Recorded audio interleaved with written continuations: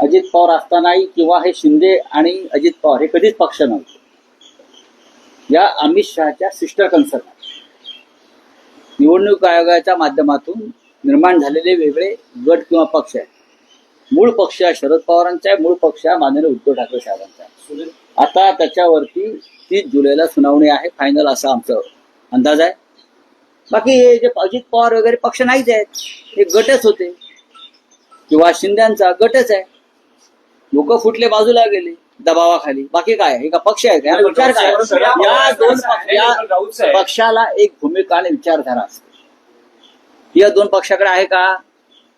शिंदे गटाची विचारधारा बाळासाहेब ठाकरे म्हणजे आमचीच, आणि हे जे आहेत अजित पवारांचा पक्ष, आता सुनेत्रा पवारांचा पक्ष, यांची विचारधारा शरद पवारांच्या पक्षाची.